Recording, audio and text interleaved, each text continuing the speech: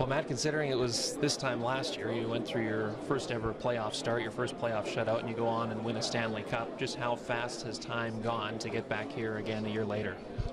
Yeah, it's been quite the roller coaster. I haven't really had time, honestly, to sit down and reflect. So basically, the past year and a half, whatever it has been kind of a blur. So, but honestly, I'm just so fortunate, and I feel so lucky to be a part of this team and to be back here in the finals again. So, looking forward to it and looking to have fun with it. Is it weird at all that you're listed as a rookie this season, but you're going for your second Stanley Cup ring?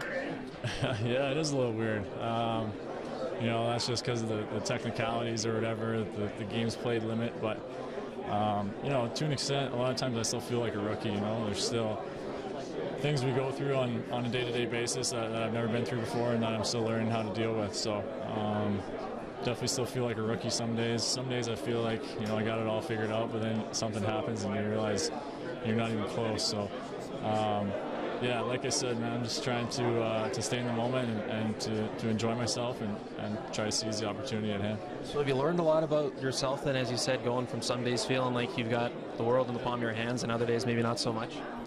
Yeah, I learned a lot about myself, learned a lot about, life in the NHL and how to handle yourself day in and day out, and just how to be a good professional. So, there's going to be times where you're going to have bad games. You may let in a bad goal, whatever it may be. It's going to happen. So it's about how you respond from that, and that's one of the biggest things I've learned going through my first, full NHL season.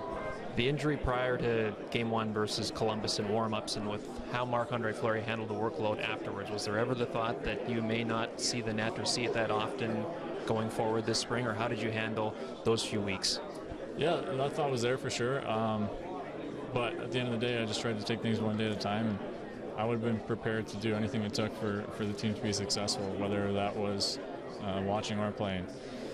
So Flower played unbelievable for us to get us to this point, and yeah, for sure that thought crossed my mind, but at the end of the day, that's out of my control, and you never know what can happen. So I just tried to stay sharp and use practice to do that, and yeah, like I said, at the end of the day, I would do whatever it takes, whether I'm playing or not, for the team to be successful, because it's just about winning.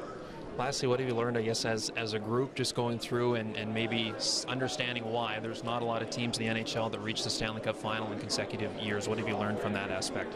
Yeah, well, it's no secret why teams haven't been able to do that. It's just difficult. I mean, it's physically difficult, mentally difficult. It's tough to win one series, much less four in a season. So we went through it last year and we saw how hard it was, and I think we've had an even harder time getting here this year than we did last year, just with things that have happened and adversity that we faced. So I think as a team we're in a good place, and we're just like I always say, we're just taking things one day at a time, one game at a time, one practice at a time, whatever it may be, and just trying to enjoy the moment and get better and better as we go. Hey, Matt, appreciate the time and good luck. Thank you.